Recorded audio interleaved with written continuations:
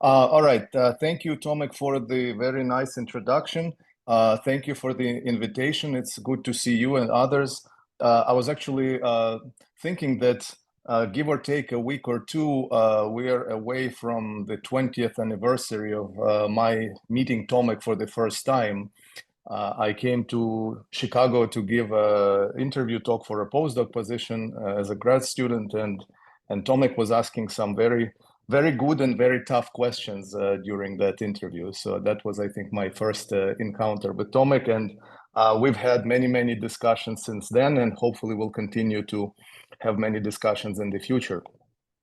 I will indeed try to walk you. So I should say that the word exploding star in the title is not kind of a marketing trick to allure you into the seminar.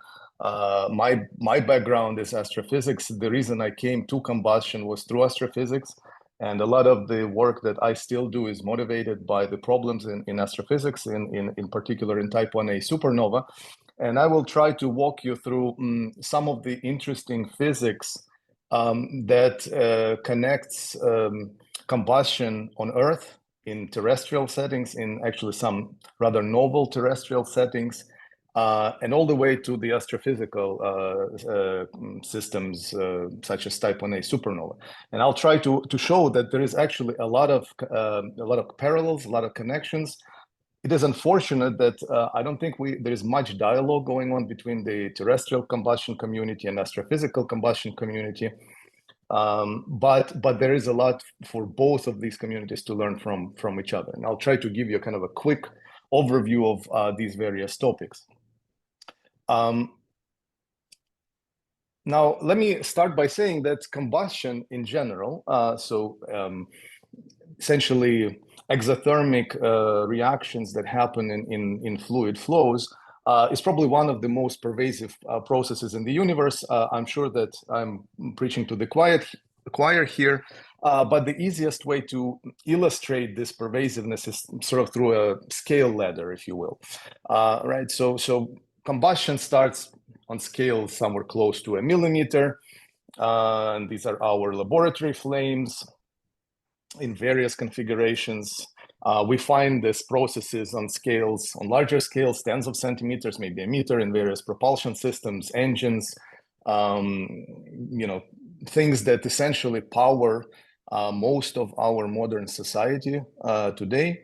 And on Earth, they go maybe to scales of hundreds of meters that are associated with various industrial accident, explosions, large-scale fires, wildfires, for example. So even on Earth, there's a pretty large range of scales where combustion is present. But of course, as many of you know, this is not where the story ends, and that scale ladder continues into astrophysical scales, from a few kilometers, maybe 200 kilometers, where you have burning in various compact objects. Type 1a supernova right here with a scale of maybe 1,000 kilometers is something that I will talk about today. And it goes even beyond that. The sun, that's a little bit a different combustion process. It's essentially sort of slow smoldering process, but nevertheless, it's exothermic reactions in a fluid system. Of course, you can have explosive combustion phenomena, various transient stars, core collapse supernova also have combustion going on in there. And even on larger scales, there are processes which are similar to combustion. For example, star formation, the growth, aggregating growth of dust in molecular clouds, the dust formation, is in fact the process. It's not just analogous, it's essentially the same process as the soot formation in flames. So that soot that gets spewed out, from the exhaust of a car, from a smokestack, it's essentially a very similar process to the dust formation in star forming regions. And finally, on the larger scales, and that gets kind of a more exotic, during Big Bang, there were suggestions some years ago by Markom Jankowski and others that electroweak phase transition, which resulted in this asymmetry between matter and antimatter that we have in the world today, that electric phase transition kind of progressed in a wave which is similar to a detonation wave. So a huge range of scales permeating essentially the entire universe, and still these combustion processes, especially in turbulent flows, remain largely enigmatic. There's still a lot that we do not understand about them. So let me give you a few more specific examples. So the good side of combustion, in particular extreme combustion regimes on Earth. The good side, of course, involves most of novel propulsion and energy conversion systems. There's a lot of talk these days about hypersonics. I'm sure you hear about this in the news. We do a lot of work in that area. Here is a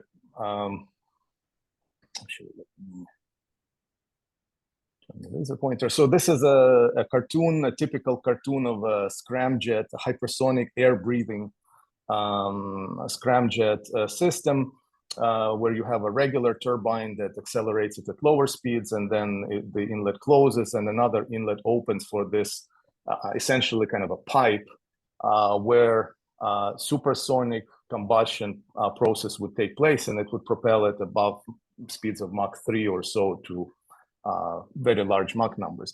Here you have the older NASA experimental programs, X-43, X-51.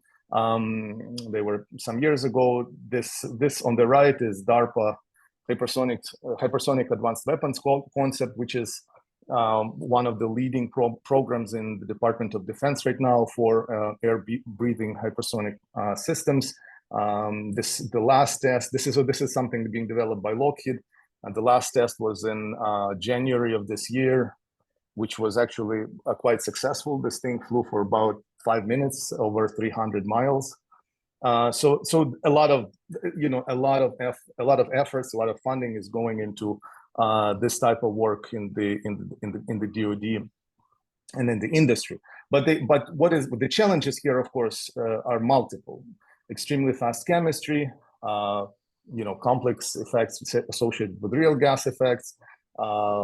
These are strongly non-equilibrium systems in terms of thermal non-equilibrium, and also not just turbulence, but very fast turbulence, which has to mix. So if you think about this, if this thing is flying, say, Mach 5, 6, 7, and above, you have a Mach 2 to 3 flow going through this tube, right? So this flow goes through this channel at a kilometer per second speed.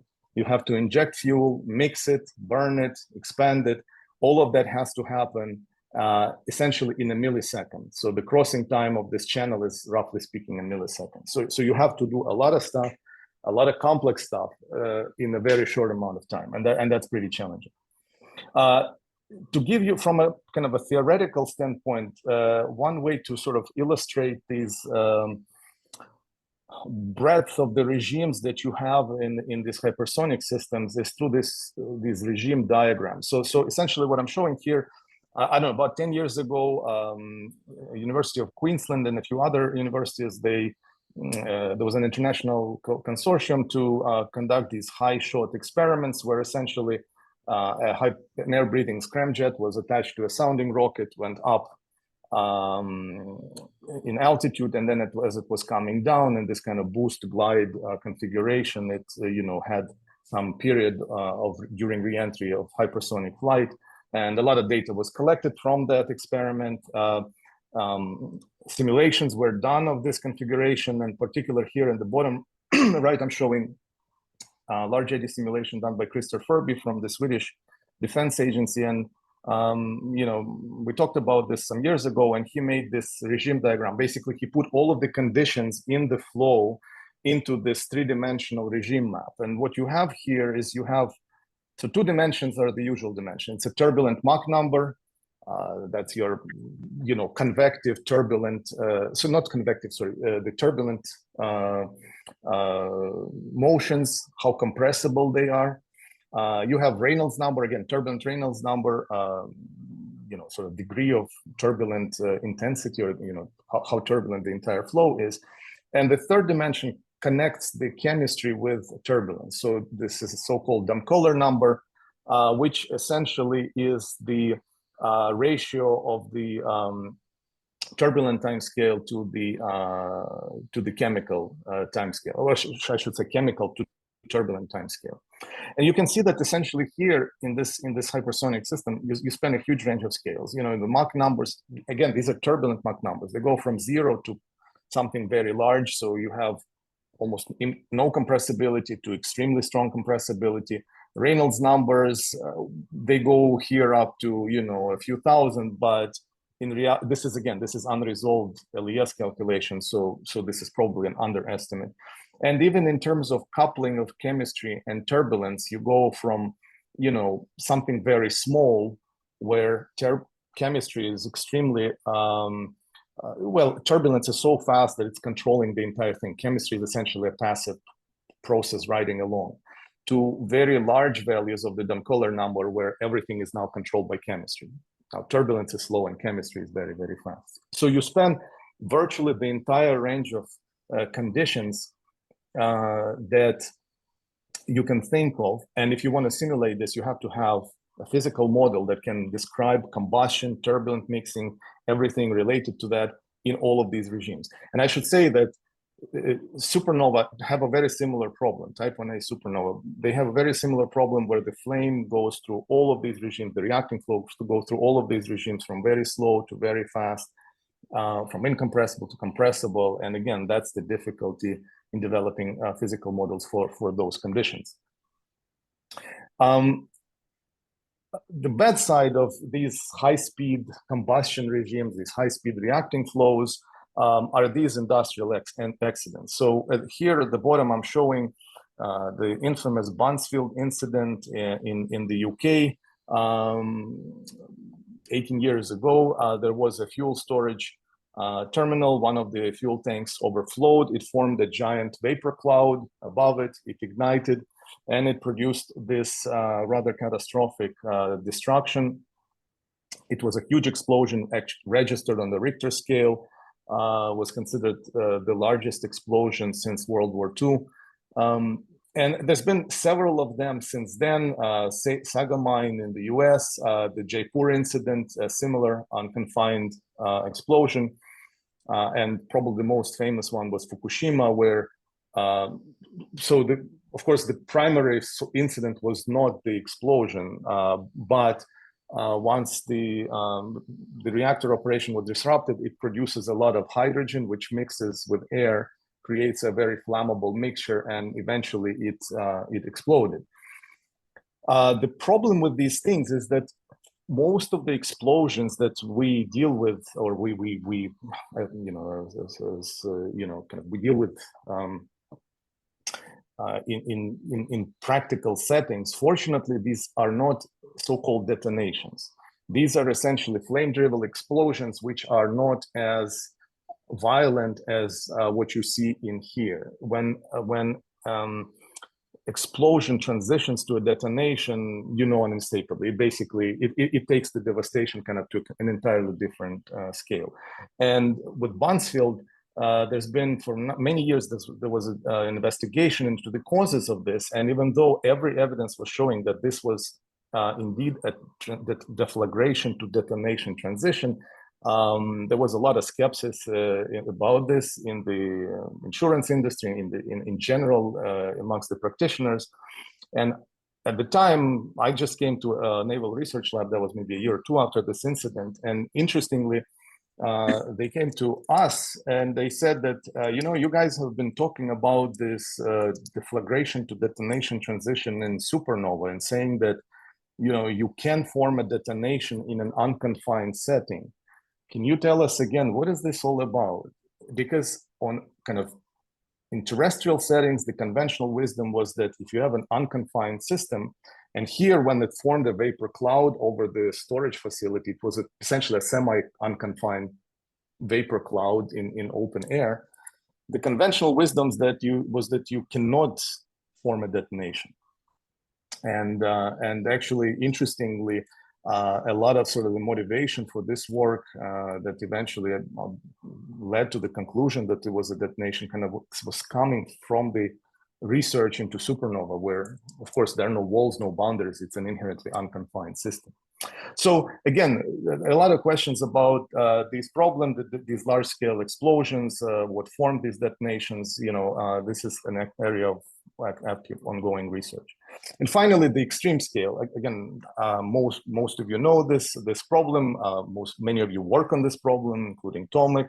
The Type 1a supernova, essentially combustion on an extreme scale that results in these extremely bright events. A classical problem in astrophysics, a classical tool, I should say, in modern science. It was used to discover the dark energy, the accelerating expansion of the universe. It's the crucible that forms most of the heavy elements, or many of the heavy elements around us, amongst other explosive processes. But the problem is that we really don't know the mechanism of how this works. There are many different scenarios that come and go over the years, that fall into fashion, that fall out of fashion. But largely, we still do not understand these things, except that we probably can agree that on two facts, that these form in compact white dwarf stars, and these are powered by turbulent, I shouldn't even say flames, by turbulent reacting flows. Thermonuclearly burning reacting flows. And from the standpoint of combustion, one way to illustrate the issue of that we have to deal with when we talk about these problems is the range of scale. So here I'm showing a white dwarf. This is kind of a classical scenario, Chandrasekhar mass scenario, where you have a 1.4 solar mass white dwarf. The flame, the burning, actually, the explosive burning is triggered at the core as a flame. It starts to rise through the interior of the star, and through Rayleigh-Taylor instability, it becomes buoyantly unstable, forming these turbulent plumes that drive the acceleration of this reacting front. I'm showing this actually at scale to give you an idea of how big this is. Here you have a Hurricane Andrew, which was very close to, I guess, where you guys presently are. That was, I believe, 1992 or something like that. And so you can see the scale of this Hurricane Andrew compared to the scale of the turbulent flame. And this is a large eddy simulation. This was done by Aaron Jackson some years ago. And so here you have a box, a computational box that has to span 1,000, 2,000 kilometers, and it has to properly model a flame that in principle goes down in scale to millimeters to centimeters. So this calculation has to span a huge range of scales, and in fact the range of scales is so large that on Earth, typically, not only in practical systems you don't have to deal with such huge ranges of scales, but large eddy simulations used sort of in terrestrial settings wouldn't even attempt that. They usually simulations, in engineering would not even attempt to span 5 orders of magnitude of unresolved scales. But this is essential for astrophysical calculations of astrophysical systems. And so this difficulty, that large separation between system scales and combustion scales is the common theme, the main theme, and the main difficulty in our modeling of these combustion systems. So, for example, if I take the scramjets, or kind of basically propulsion systems, we're talking about tens of centimeters to a meter for a combustor size. If it's an industrial accident, maybe it's few to hundreds of meters, and of course supernova, we're talking hundreds to thousands of kilometers. However, combustion everywhere happens on extremely small scales, from millimeters, and maybe in a supernova at later stages, that front can widen to meters, but still it's orders of magnitude below the system scale. And then the question becomes, well, how do we model all this? Of course, all of this has to be done, like I mentioned before, in the context of these very extreme regimes. It's not just regular homogeneous isotropic Kolmogorov type turbulence. It's compressible, it's non-uniform, there is all sorts of non-equilibrium present. All of this complicates the development of these subgrid scale models. Now, the usual strategy, of course, is kind of hierarchical. There's no mystery about that. So, one starts with, small scale models, typically something like 1D models, where you include as much physics as you can to understand the physics of these reactive fronts, whether it's a flame or a detonation.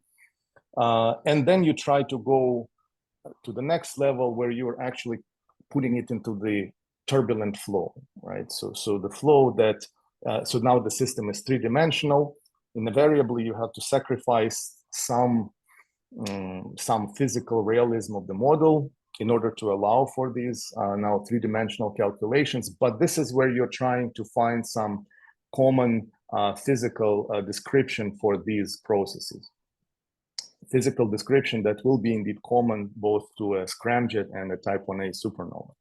And the insights obtained at this kind of intermediate level, the insights, and then the insights crystallized into subgrid scale models, they go now into these large scale calculations, which are system specific, and they're actually now trying to capture the dynamics of some real configuration. And so I'm going to focus, and in our work, we're kind of focusing on this middle link when we're trying to do fully resolved so-called direct numerical simulations to get these insights, understand the physics, and use these insights to develop modeling strategies that then can go into these large eddy simulations at the largest scales. Now, I should note before I continue that I keep talking about combustion in a star, in a supernova. I keep talking about combustion in an engine. Now, obviously, these are very different systems, physically, chemically. Can I even talk about them in the same context? And let me just illustrate this with these two examples. So let me show you two simulations. These are two calculations of a 2DNS of a turbulent flame in a long channel with periodic sidewalls. So there's a stirred turbulence in this channel. One calculation is hydrogen air at standard atmospheric conditions.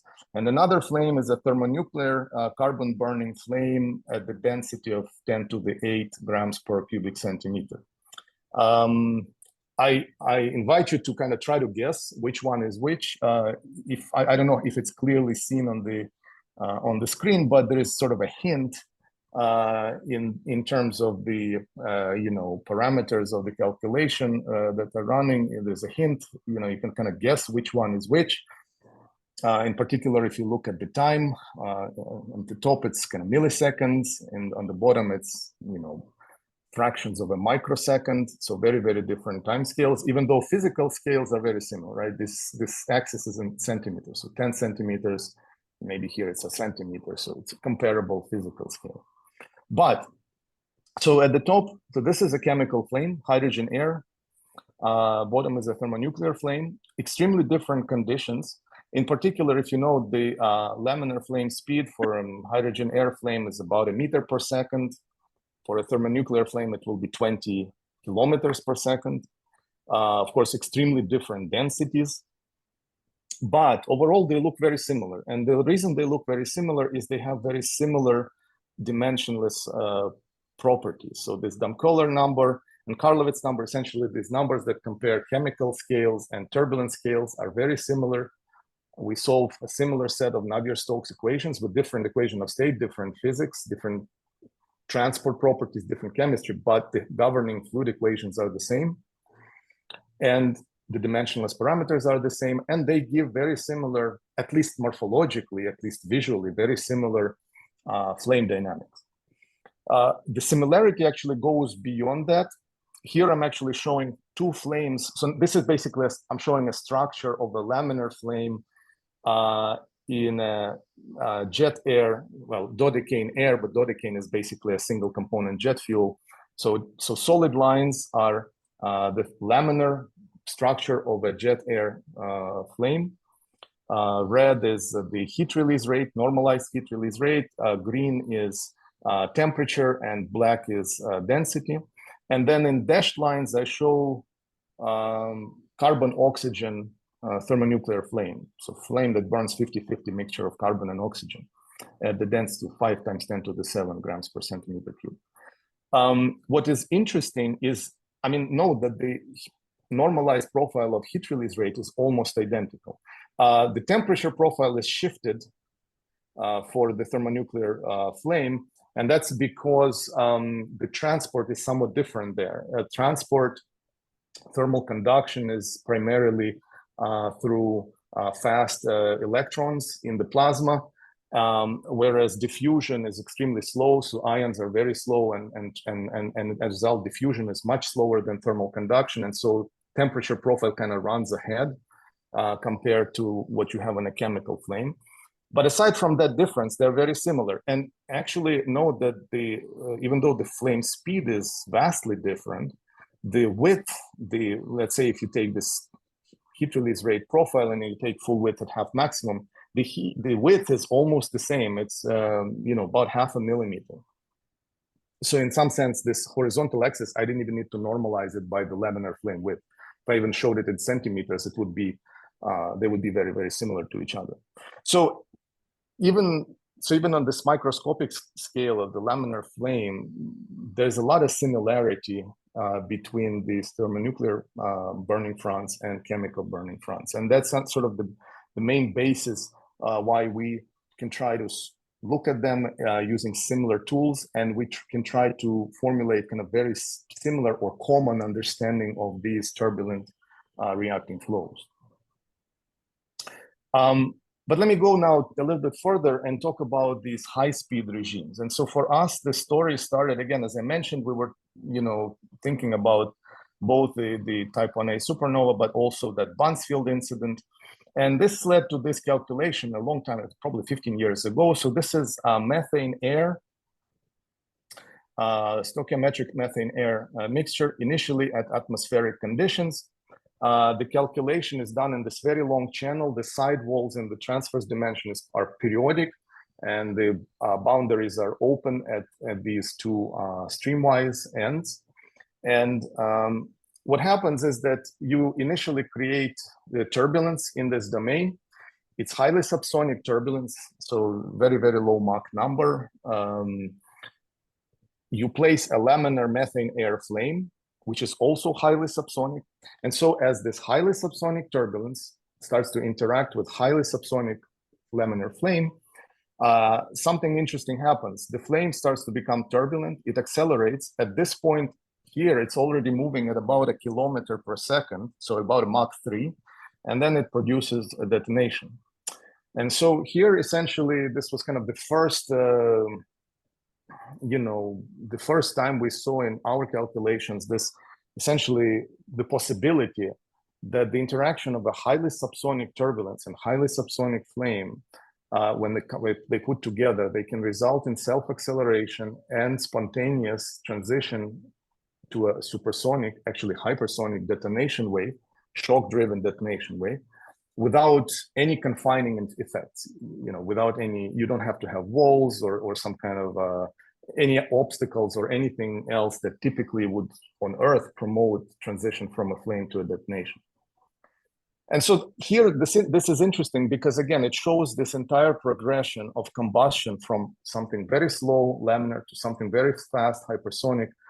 And that transition, that sort of sequence of events, is very illustrative. And I kind of want to walk you through that to give you some idea of what's happening there. Now, so when we talk about fronts, and for example, if we talk about hydrodynamic fronts, the metric. So I should say that, of course, again, because in these flows you saw that it accelerated, it formed a shock, because you cannot form a detonation without forming a shock. At some point, you start from, even though you start from a highly subsonic, incompressible system, at some point, it has to become compressible. It has to develop compressibility, it has to develop shock waves. And the key question is, how can it do it? When we talk about hydrodynamic waves, right, the metric, the figure of merit that tells us if that wave, hydrodynamic wave, will be compressible is obviously the Mach number, right, which compares the speed of the wave with the sound speed. For reacting waves, such as the flame, there is an analogous figure of merit, which is the ratio of the speed of that reaction front to the so-called speed of the Chapman-Jouguet deflagration. And I'll explain what that is in a second. You can define that speed of the Chapman-Jouguet deflagration as the speed of sound divided by the density ratio across a reaction wave. Because it releases heat, the density drops across it, so there is a density ratio across this wave. And if you plug this expression for the CJ speed into this ratio, you can see that essentially the metric for the compressibility of reaction waves is the Mach number times this density ratio. Because this density ratio is always larger than 1 for every normal equation of state. You release energy, you drop the density. You achieve compressibility in a reaction wave at lower Mach numbers than 1. So for example, in a thermonuclear wave, this can go to as low as 1.5 or something like that. In chemical mixtures, it can be 10, alpha can be 10 or more. So for example, in a chemical mixture, you can have compressibility, strong compressibility in a flame, even when the Mach number of that flame is like Mach 0.1. So normally you would say it's highly subsonic, and yet it will already be very compressible. And that's kind of the essence here, that the metric, the figure of merit for compressibility in the burning fronts that undergo exothermic reactions are very different than the figure of merit for compressibility in the inert hydrodynamic waves. So here at the bottom, I'm showing the evolution of the burning speed in the simulation that I just showed. So the black line is the burning speed. It starts, so it's normalized by that CJ rate, that CJ speed. So it shows basically this ratio here. It starts very low. It exceeds this first dashed line. That's the turbulent intensity ahead of the flame. Normally that would be the speed at which this front should be propagating, because turbulence is the transport process here. It continues to accelerate. It exceeds 1. So it reaches this value of 1. At the bottom, I'm showing pressure in the flame. So at this point, the pressure starts to grow. It continues to accelerate. Actually, at some point here, it becomes supersonic. This region here, it's coasting at about 1 kilometer per second. Overpressure is quite sizable. And then it does this final runaway all the way to detonation, when it becomes, Mach 5, 6 or something like that. And the detonation is formed. This is a more kind of visual illustration of the sequence of events. These black dots correspond to these instances. On the left is the flame structure, and the right is basically a volume rendering of the pressure wave that is being produced. You can see how that pressure wave is sort of getting amplified progressively as the flame accelerates. What is going on in here? So there are two ways to look at the physics of this process. The first way is, you can think of it this way. Imagine that I have a volume in which burning takes place. It doesn't matter how that burning happens, whether it's a flame or, it doesn't matter what happens there, right? What matters is that you have fuel on one side, product on the other side. This fuel is entering this volume where burning happens, and so the density drops as a result. So the fuel, if I'm in the reference frame of this volume, right, the fuel will be entering from the right, from some speed corresponding to the speed of this front.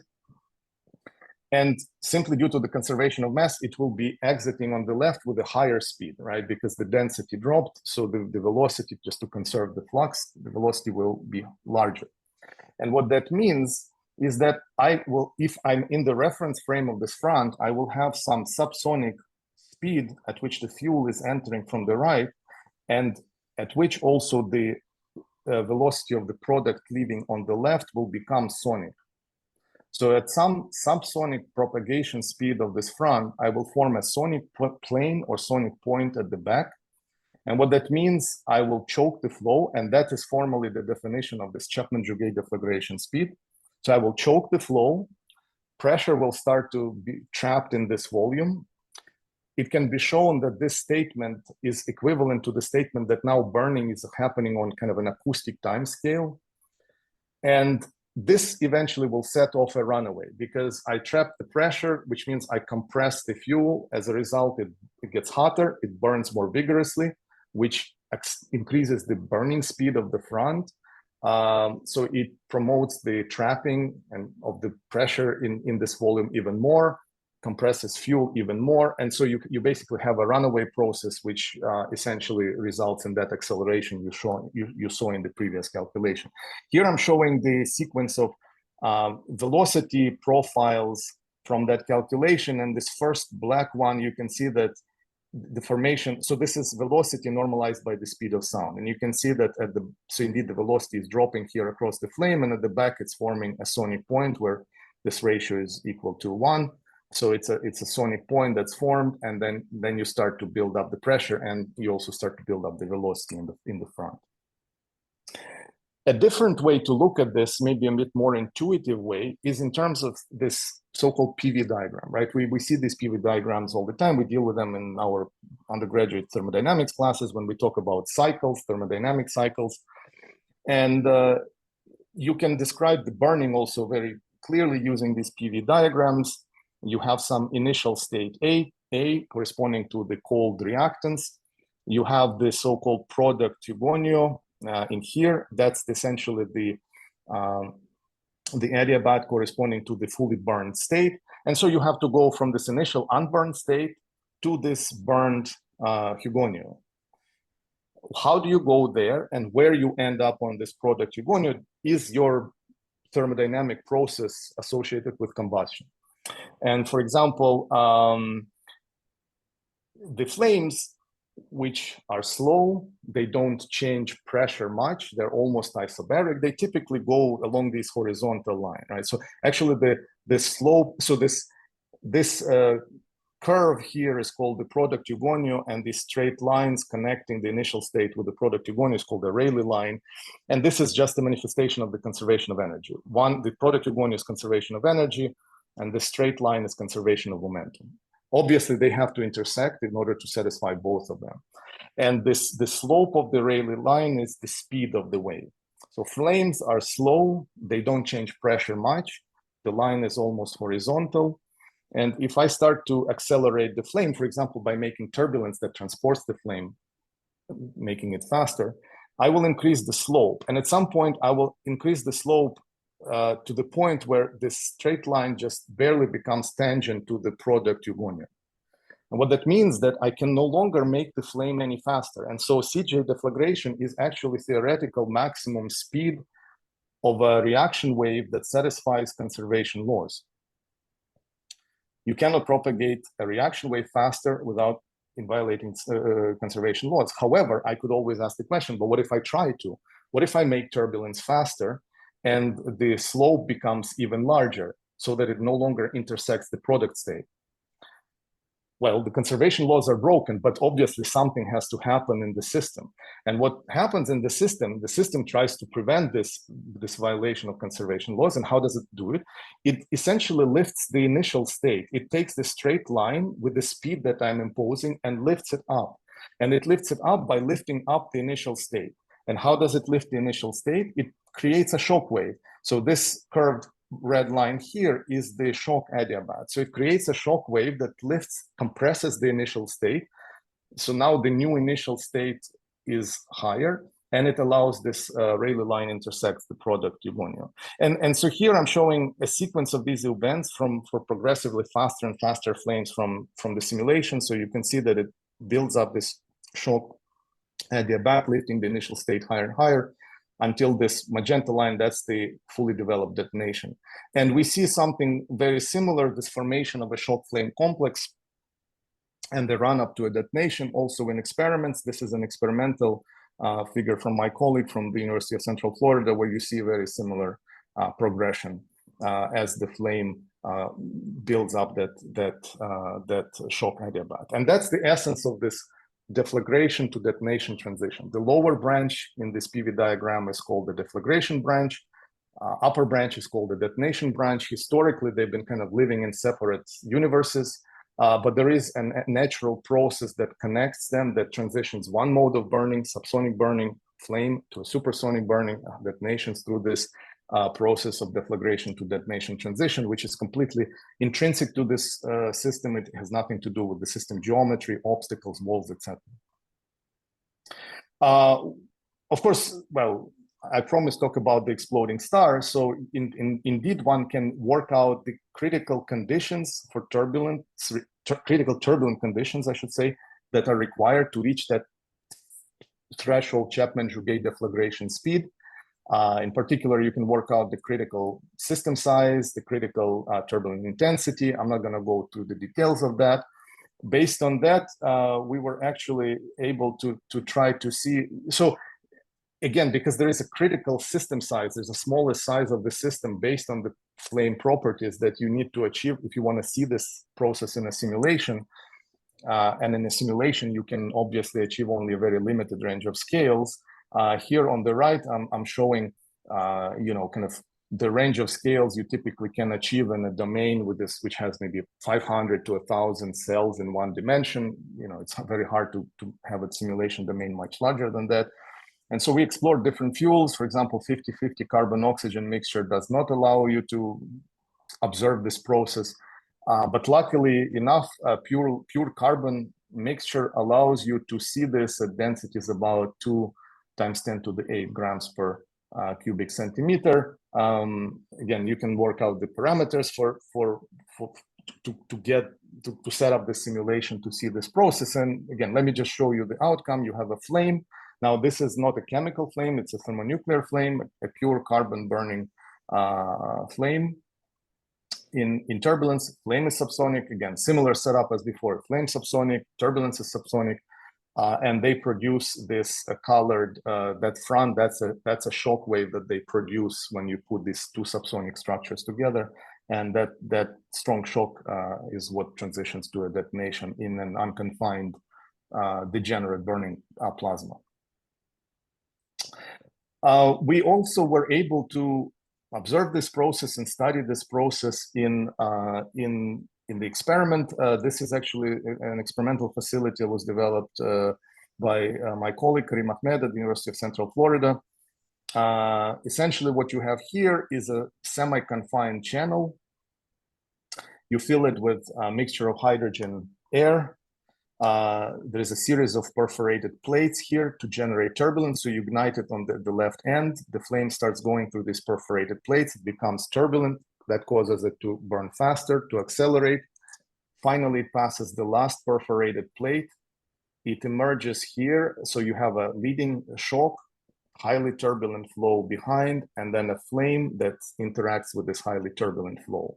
And here, experimentally, you can look at this interaction of the flame with turbulence, dial it up and down, make it more or less compressible, and eventually see how it can accelerate all the way to detonation intrinsically. We also did calculations of this facility, not just the entire facility, but just this diagnostic section. So it's 4.5 centimeter by 4.5 centimeter cross section and about 0.5 meter long. So it's a sizable thing, and so this was DNS. This was full result. So the calculation was pretty large. It was 2,000 by 2,000 by 20,000, and I'm showing here pressure, axial velocity, and velocity fluctuations, right? And so what you see here is this leading shock that comes into the test section. This black line here is the flame, and here is this pressure produced by the flame itself. It's the pressure that is generated by the flame. Eventually, this shock overtakes the leading shock, and that is what, if you set the conditions right, can either just produce a shock or it can accelerate all the way and transition to a detonation. And this is actually, so here the experimental results. It's a little bit busy, but let me walk you through this. So again, here is this facility. This was instrumented with a series of pressure transducers on the top wall. And when you have a structure like this, like you saw in the previous movie, right? So you have a leading shock, and that the pressure produced by the leading shock are all these blue dots. I should say that here I'm showing on the left this ratio of the flame speed to the Chapman-Jouguet deflagration speed, that's in black. And on the right, I'm showing the pressure normalized by the CJ pressure in the detonation. And on the horizontal axis is the equivalence ratio. So basically, I add more or less hydrogen into the mixture to make it more or less reactive, or more or less energetic, I should say. And the blue lines are these pressures produced by the leading shock. There's some increase, but not much. So if I add more hydrogen or less hydrogen, that leading shock strength varies not that much. But the red dots show the pressure produced by the flame itself. And you can see that, so black dots are the burning speed. You can see that, again, as it crosses that CJ threshold, the pressure produced by the flame starts to grow dramatically, and then it reaches detonation ignition, and these are basically, these values here are detonation strengths. How do we measure these points? Again, these are the pressure, on the right are the pressure transducer signals. So this is the pressure recorded by each of these 3 transducers, so the blue one, the red one, and the green one. And so, for example, here there's this first spike, that's the leading shock that came and hit that first transducer, and then the pressure dropped, and then it went up, and that's this pressure from the flame that finally reached that blue transducer. And you can then look at the signal from these multiple transducers in time, and from that you sort of can recover the spatial evolution of pressure between the flame and this upstream turbulent flow. And that's how you basically recover these red and blue symbols. This is the synthetic Schlieren on the left from the simulations for this process. On the right are the actual Schlierens, basically shadow graphs from the experiment. And you see the same progression in simulations experiment. You see the flame on the left, and this is the flame in experiment, this turbulent flow ahead. The flame starts to produce pressure waves that form this compressed region ahead, this black region ahead of the flame. These compression waves merge into a shock. That's this shock formed here. And then there is this incipient detonation that forms between the flame and this leading shock. And you can see this kind of barrel-like structure. And eventually it relaxes to a fully developed detonation propagating downstream. So again, this is a completely intrinsic process. This is an intrinsic instability of the flame itself. Since I'm quickly running out of time, let me mention 2 other things very quickly. One interesting thing when we talk about, so here so far I've been talking about sort of the hydrodynamic side of things, right? There's a flame and it releases energy, it creates pressure, can produce shock waves, detonations, things like that. But the second key ingredient in all of this is turbulence. And the side of the turbulence is obviously the process that controls this flame, it propagates it. And if we want to create a subgrid scale model for use in large eddy simulations, we need to know what the turbulence is like. And this turbulence is anything, and I emphasize anything but the regular Kolmogorov like turbulence. So typically, again, when we think of turbulence, right, we have some largest scales, the outer scale of turbulence, the inner scale, the dissipative scale. And there is some kind of classical forward cascade of these eddies that go down, that goes back to Richardson and Kolmogorov. You have this forward cascade. If we want to do a large eddy simulation, at some point we have an LES filter scale, the cutoff that we cannot resolve beyond that. And DNS usually, again, kind of form a counterpart. They model small scales. Actually, they capture small scales, but they cannot do anything or cannot resolve large scale, right? So there's kind of this dichotomy between LES and DNS. And then, of course, we want to use DNS to understand the structure of the flow on these small scales, so we can then inform these subgrid scale models for LES. The problem is that if I now, so that's the story that again goes back to this remarkable gentleman and the 1941 paper that we all know and love, that gave us kind of our basic understanding of turbulence. But the key thing here is that if I put a combustion scale somewhere here, that means I'm starting to inject energy into this flow. And this injection of energy has consequences. And in particular, it can reverse the flow of kinetic energy in the spectral space. You can reverse it, and it can send the energy upscale.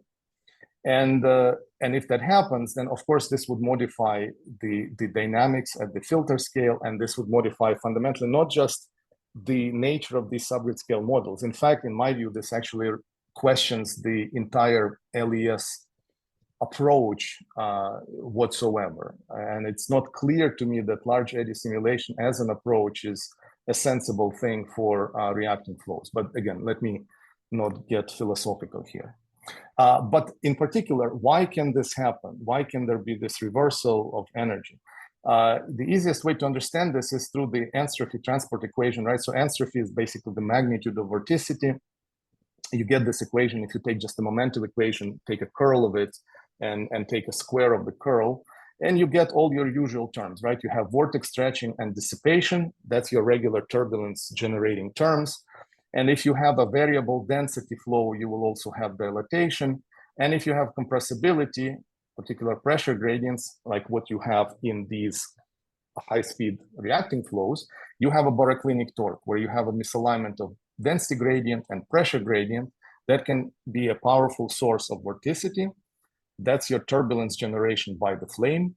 That happens on smaller scales, or actually it happens on a broad range of scales. It's a broadband process which can dramatically change the structure of this turbulent cascade. And we see this in the experiment. So here is that Karim's experiment. This at the top is the flame front. Mid panel shows the horizontal velocities. And the bottom panel shows essentially vertical velocities, or you can think of this as velocity fluctuations. And what you can see indeed that you have a leading shock, some modest turbulence behind the leading shock, and then a huge increase in turbulence behind the flame. And that's the turbulence produced by the flame in the presence of pressure gradients. So it's the baroclinic torque that generates all this. And we see similar process, including very similar values of turbulence produced in the simulation. So again, that's the fluctuations that we see in the simulations of this experiment. So there's a huge amount of turbulence generation produced by the flame. It's an entirely small-scale driven process. And if you don't capture this in LES, you're not getting this entire dynamics. Here I'm showing just very quickly all of these four terms in the calculation through in terms of time evolution. You can see that baroclinic torque, that yellow line, indeed dominates all other terms. It's a dominant process controlling vorticity dynamics. All right, so let me just very quickly at the very end, last 2 minutes, also show the extreme, right? So we've been talking about flames, how they accelerate, what the compressibility is there, but the ultimate outcome is a detonation, right? So let me just say a few words about detonation and just give you an idea of how difficult this thing is, right? So detonation, in recent years, I should say, in the last 5 years, there's been a frenzy. There's a huge increase in interest in detonation-based propulsion. This goofy-looking plane is the plane that you can see it in the Air Force Museum in Dayton, Ohio. It was the first detonation propulsion-based plane. It flew in 2008, I believe. Had the very simple 4 pulse detonation tubes, essentially 2 pipes that keep shooting detonations from the back. This idea is not particularly sensible, and it's not particularly practical. And so now the focus is on these so-called rotating detonation engines, where a detonation moves in a thin annulus. So you inject the fuel-air mixture from the bottom, a detonation moves in an annulus, and then the products move from that nozzle end, and then you can either couple this to a rocket nozzle or to a turbine or whatever else you want to do with this combustion system. I believe 2 years ago, Japanese aerospace agency actually flew a detonation engine in space for the onboard propulsion, in-space propulsion. This is an image of that system. So there's a lot of work on that. I mean, DARPA has an ongoing Gambit project to make an air-breathing detonation-based missile. So huge amount of effort from the US government, from the Air Force, very interesting topic. However, the problem is we don't know how to simulate them. So here is, just to illustrate, this is ethylene air mixture at 5 bars, 5 atmospheres, high pressure. The power of a detonation is remarkable. So if I take this detonation front, if I take 1 square meter front, 1 square meter, right? So 3 feet by 3 feet, this front will have a power output of 27 gigawatts. So basically that's 3 largest nuclear power plants combined. And that's just 1 square meter of detonation in ethylene air mixture. So the power density is tremendous, and that's one of the reasons for the interest in these things. But let me just show you how this looks. This is a detonation. It forms this characteristic cellular structure. The front is unstable, and that's the hallmark of a detonation front. The scale of these cells controls the stability of the detonation, its ability to propagate through channels, thin channels, curved channels. It controls the detonability limits for the mixture. So it's one of the sort of key dynamical characteristics of a detonation. The problem is that aside from a few very special, very select cases, we cannot get these scales right. And again, I'm going to skip. That's just how the front looks. Let me skip this thing. Let me just show you that we cannot get these scales right. So here is the so-called soot foil. Essentially, this technique goes back to the 19th century to visualize the cells in a detonation. You would literally cover the walls of a channel with the soot, and it would leave these imprints from maximum pressure traces.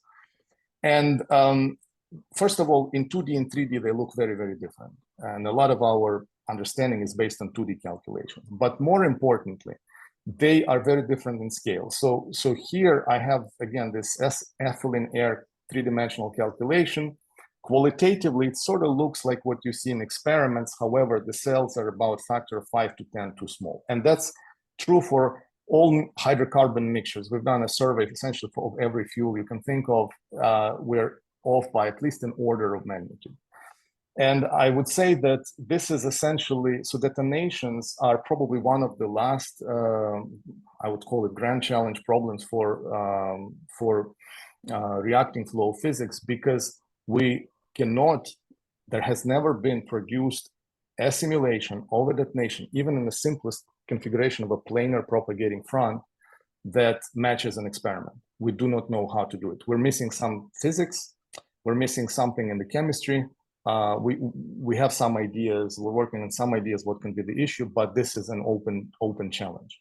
And why does this matter? And that's my last thing. Why does this matter for astrophysical detonations? Well, the astrophysical thermonuclear detonations also show very similar cellular structures. So on the left is the paper by Vadim Gamizo, my colleague, whom many of you know. This is his 1999 paper, where I think one of the first times where they showed this multi-level cellular structure in thermonuclear detonations. On the right is a beautiful movie by Frank Timis, and maybe somebody else. Tomek, please correct me if I missed some other folks, but this is from Frank Timis's website, 3D visualization of a cellular thermonuclear detonation. So it, again, has very similar structure. The question that I would like to raise is that if we cannot get these things right in chemical mixtures, and we certainly have never seen thermonuclear detonation, are we missing something in terms of physics that's common between chemical and thermonuclear detonations? And as a result, our thermonuclear detonations are also not right. I do not know, because we don't know what we're missing in chemical detonations. It's not clear if we're also missing that in thermonuclear, but that's, I think, one of the major open challenges in the detonation physics. We do not know how to model these things. So since I am out of time, let me leave this one slide for your amusement. This is the cost of burning fuel. There's a misconception that simulations are cheap, experiments are expensive. You know, typically the cost of just electricity for some of the calculations I showed you today, you know, can reach $100,000. And that doesn't count the cost of the machine, the sysadmins, our time. So simulations are not cheap. And we don't run them because they're cheap. We run them because they give us insights that are hard to obtain, or very difficult, or almost sometimes even impossible to obtain in the experiments. So let me stop at this point. Thank you very much for your attention. Let me leave you with this scale ladder. And for the students in the audience, let me say that combustion is exciting. It's not just some dirty burning smokestack. It's an interesting field. I hope you come join the fun, and you join this exciting problems to work on. Thank you very much.